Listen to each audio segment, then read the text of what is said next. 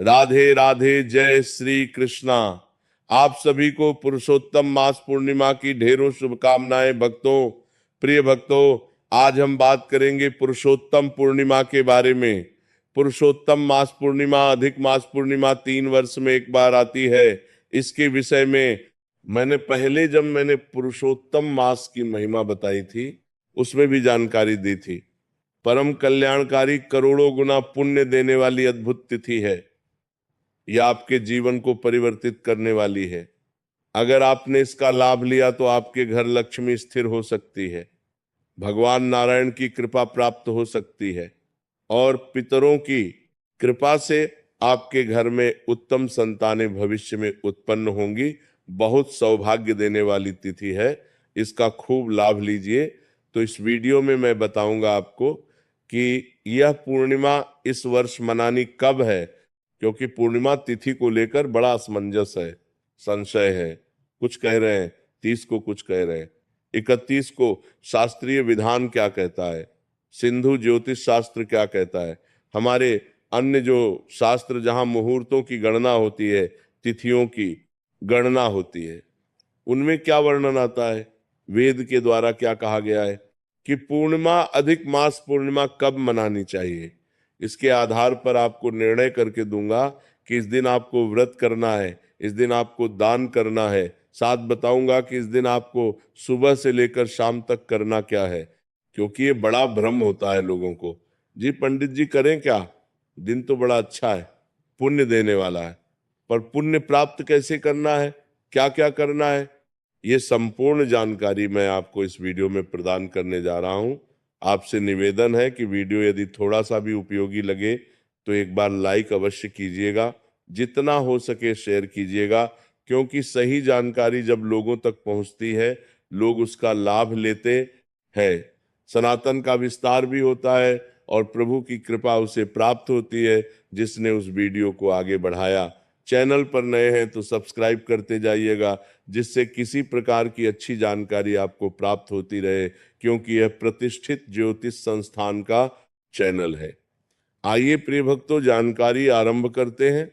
प्रिय भक्तों, आने वाली पूर्णिमा पुरुषोत्तम मास पूर्णिमा, इसकी महिमा पुराण कहते हैं कि जो इस पूर्णिमा के दिन व्रत करता है, दान करता है, जप करता है, यज्ञ करता है, होम हवन करता है, पितृतर्पण करता है, उसको करोड़ गुना पुण्य प्राप्त होता है। क्यों?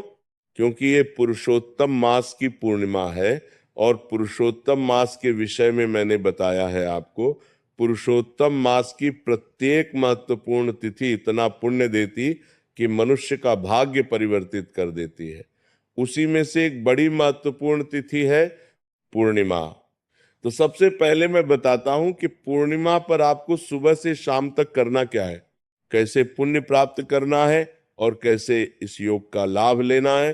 फिर आपको बताऊंगा कि ये पूर्णिमा है किस दिन, ये सब कर्म आपको करने कब है। बस आपको यही कहूंगा कि ध्यान से सुनिएगा, एक एक बात पर ध्यान दीजिएगा। ध्यान देकर सुनेंगे तो ये दिन आपके लिए पूर्ण होगा।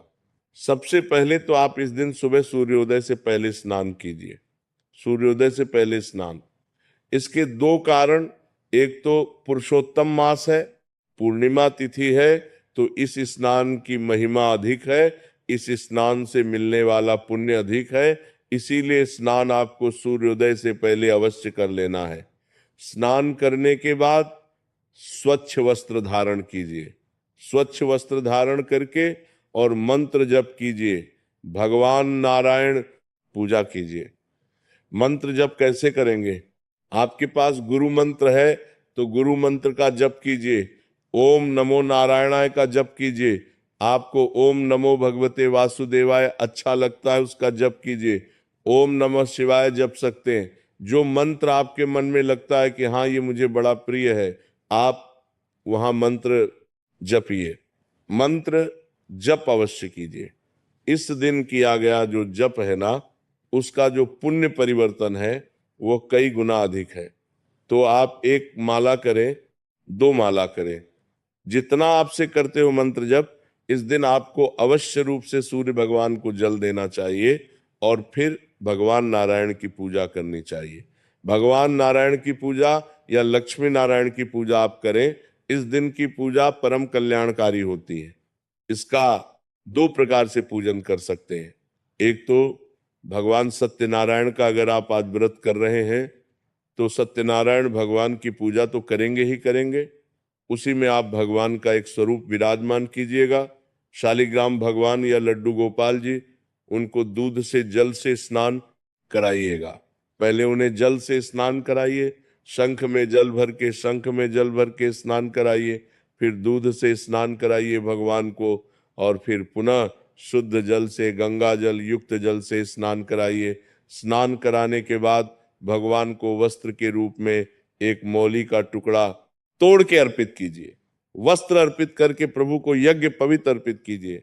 जनेऊ है तो जनेऊ अर्पित कीजिए, भगवान को तिलक कीजिए, रोली कुमकुम आदि से तिलक कीजिए, अक्षत लगाइए तो पुष्प अर्पित कीजिए, फूलों की माला है तो माला पहनाइए, धूप दिखाइए, दीप दिखाइए, और फिर नैवेद्य के रूप में भोग प्रसाद जो आपके पास उपलब्ध है, फल है तो फल, मिठाई है तो मिठाई, पतासा, मिश्री जो आपके पास उपलब्ध हो वहां नैवेद्य अर्पित कीजिए, और एक चम्मच जल आजमनी के रूप में अर्पित कीजिए। अगर संभव है कि तांबुल आप ला सके तो एक पान का पत्ता लीजिएगा, उस पे 2 लौंग, 2 इलायची और एक सुपारी रखिए, और उसे तांबुल के रूप में भगवान को अर्पित कीजिएगा।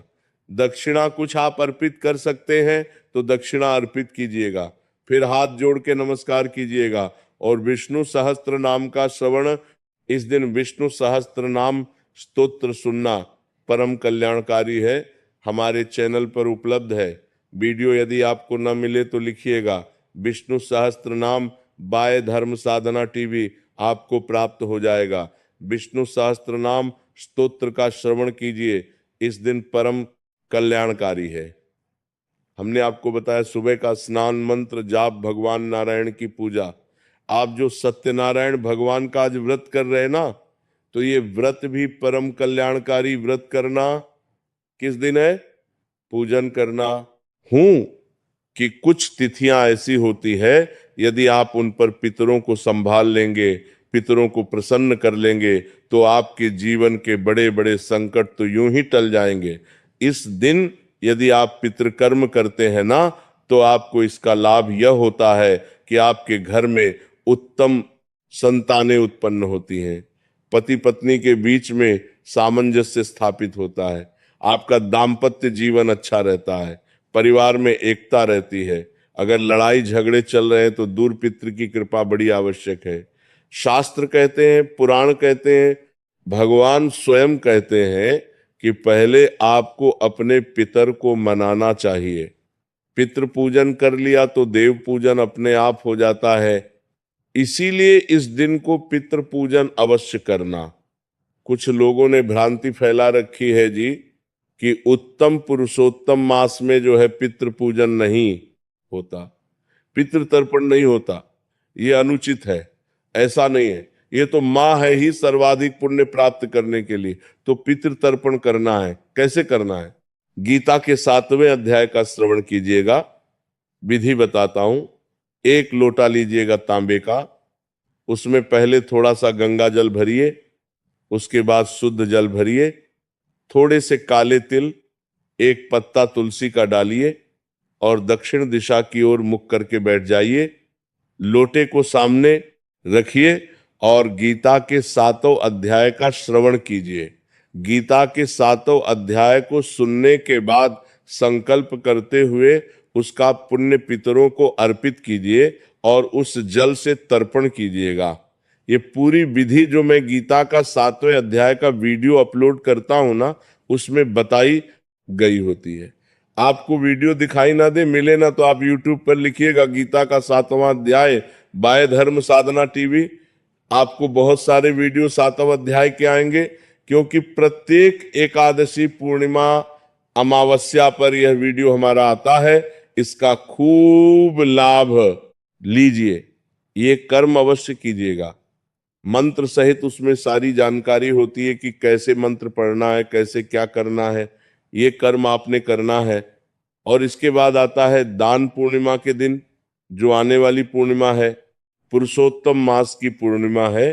इस पर किया गया दान आपको बहुत अधिक पुण्य देने वाला है। तो इस दिन दान करना है। दान क्या करना है? दान जैसी जिसकी सामर्थ्य है उसके अनुसार आप अन्न दान कर सकते हैं, भंडारे लगा सकते हैं, या ब्राह्मण को भोजन करा सकते हैं। मंदिर में भोजन सामग्री ब्राह्मण को दे सकते हैं, पंडित जी को दे सकते हैं, दक्षिणार्थ की जल दान कर सकते हैं। इस दिन आप गरीबों को, जिन्हें हम दरिद्र नारायण कहते हैं, उनको खाद्य सामग्री बांट सकते हैं, सहायता दे सकते हैं। गाय माता को चारा खिलाइए, पक्षियों को दाना डालिए। श्रमदान भी अपने आप में एक दान है। अर्थात किसी के पास पैसे की परेशानी है तो आप श्रमदान कीजिए, मंदिर में जाइए, वहां साफ सफाई कीजिए, भगवान की कहीं धार्मिक कार्य हो रहे हैं वहां पर सहायता कर दीजिए, श्रमदान कीजिए, धन दान कीजिए।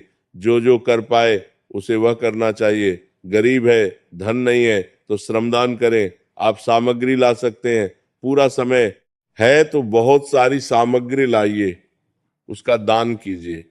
और सामग्री लाने का समय नहीं है तो धन का दान कीजिए, पैसे का दान कीजिए। दान अवश्य करना है। इस दिन का दान आपको कई करोड़ गुना पुण्य देने वाला है।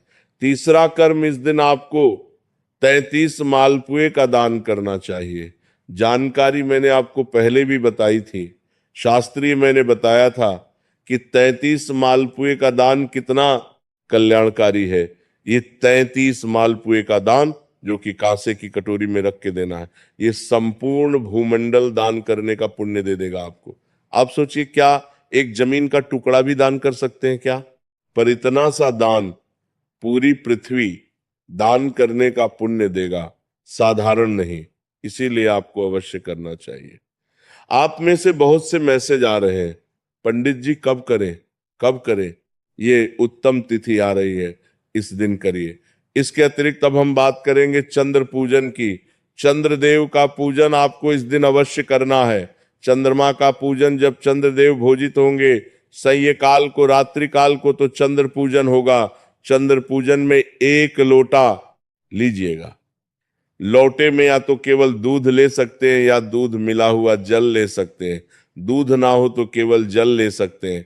थोड़े से सफेद पुष्प उसमें डाल लीजिएगा या सफेद चंदन डाल लीजिएगा, और उससे जब चंद्र उदय हो जाए तो चंद्रमा की ओर मुख करके ओम श्रम सह चंद्रमसे नमः, ओम श्रम सह चंद्रमसे नमः, ये मंत्र बोलते हुए चंद्रदेव को अर्घ्या दीजिए। उसके बाद तिलक लगाइए, अक्षय तर्पित कीजिए, कुछ प्रसाद अर्पित कीजिए और खड़े खड़े परिक्रमा कीजिए। चंद्र पूजन पूर्णिमा के दिन अगर आपने किया तो ये आपके घर में लक्ष्मी को स्थिर करेगा।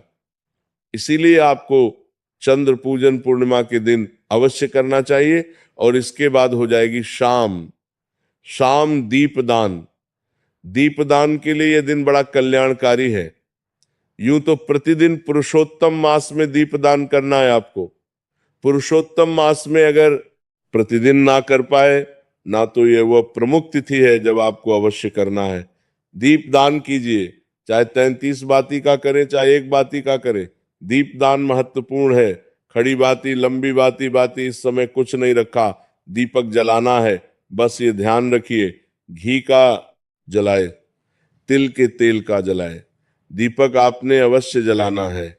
एक दीपक नारायण के निमित्त जलाएंगे और सायकाल को अपने मुख्य द्वार पर एक दीपक अवश्य जलाएगा। यह वह कर्म है जो आपके लिए अत्यंत पुण्य लेकर आने वाले हैं। इस दिन पर दीपदान की महिमा बहुत है। इस दिन पर पुरुषोत्तम मास में मैंने इसके ऊपर एक वीडियो बनाया है, शास्त्रीय जानकारी दी है आपको, किस पुराण में कहाँ कहाँ लिखा है। आप उस वीडियो को देख सकते हैं।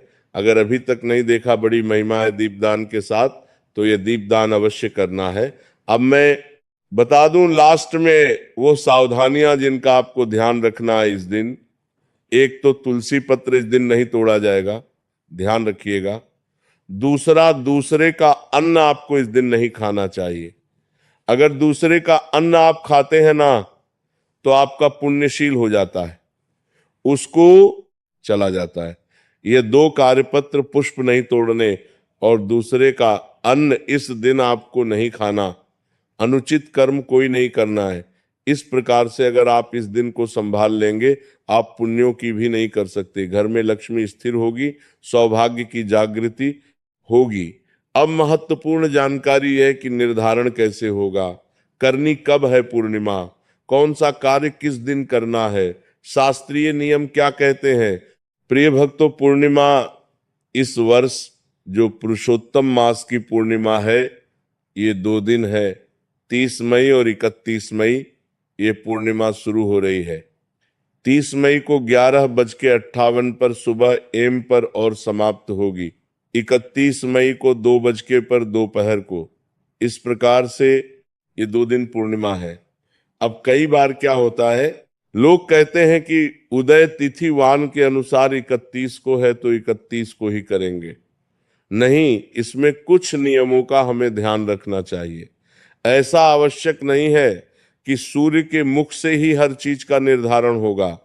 तिथि का निर्धारण सूर्य के मुख से शास्त्रों में कहा गया है, हमने आपको बताया है। परंतु कुछ तिथियां ऐसी होती हैं जिनमें कुछ कर्म ऐसे होते हैं जो चंद्र उदय के अनुसार भी देखे जाते हैं। तो शास्त्र इसके विषय में क्या कहते हैं? देखिए, शास्त्रों का सीधा निर्देश है। इसमें मैं आपको धर्म सिंधु की बात करता हूं, निर्णय सिंधु की बात भी यहां पर करूंगा। वर्णन आता कि लिखते हैं कि पूर्णिमा से चंद्र उदय व्यापिनी ग्रह अर्थात पूर्णिमा के व्रत के लिए हमें उस दिन पूर्णिमा माननी चाहिए जिस दिन चंद्र उदय व्यापिनी हो, अर्थात जब पूर्णिमा में चंद्रमा का उदय हो रहा हो, उस दिन हमें पूर्णिमा का व्रत करना चाहिए। तो इसलिए अब मैं आपको कहूं, देखिए 30 मई को सुबह शुरू हो जाएगी, 1158 पे पूरी रात्रि को पूर्णिमा रहेगी, तो 30 तारीख को ही चंद्रमा का उदय होगा पूर्णिमा में। इसीलिए 30 मई को ही आपको पूर्णिमा के व्रत करने हैं। सत्यनारायण भगवान व्रत, चंद्र उदय व्रत जो व्रत है ना, ये आपको 30 मई को ही करने हैं। और चंद्र भगवान का जो पूजन मैंने आपको बोला, चंद्रमा का, चंद्रदेव का जो पूजन आपको बोला, वो भी इसी दिन करना है। पर ऐसा नहीं कि सारा इसी दिन करना है, आगे भी कुछ निर्देश है। शास्त्रों के स्नान दानित उदय व्यापिनी ग्रह अर्थात स्नान दान पितृ तर्पण आदि के लिए हमें उदय व्यापिनी तिथि को ग्रहण करना चाहिए। उदय व्यापिनी जिस दिन तिथि हो उसी दिन आपको यह कर्म करने चाहिए। तो प्रिय भक्तों, पूर्णिमा के निमित्त आप जो भी स्नान करना चाहते हैं, दान करना चाहते हैं, पितृ तर्पण करने हैं, वो आप 31 तारीख को करेंगे। अब मैं यहाँ व्यास जी के कुछ वचन उनको और सामने रखता हूं, जिससे आपको और अधिक मजबूती से साफ होगा। बत यह तिथि अर्थात जो तिथि सूर्य के उदय होने के समय रहे, विद्यमान रहे, जिस तिथि में सूर्य का उदय हो रहा हो, उस तिथि को ही पूर्ण दिन पूर्ण तिथि समझना चाहिए और उसी दिन स्नान दान जप तर्पण आदि पुण्य कर्म करने चाहिए। यही तिथि इन कर्मों के लिए ग्रहण करने योग्य है। तो प्रिय भक्तों, मैं बताऊं आपको कि मैंने निर्णय सिंधु की बात यहां पर रखी, साथ में सिंधु ज्योतिष शास्त्र की बात मैंने यहां पर रखी। शास्त्रों का निर्णय साफ है कि व्रत आपको 30 को करना है और 31 को दान पुण्य तर्पण आदि के कार्य करने हैं। खूब इसका लाभ लीजिए, साधारण दिन नहीं है। भगवान नारायण सब पर कृपा करे। हरे कृष्ण।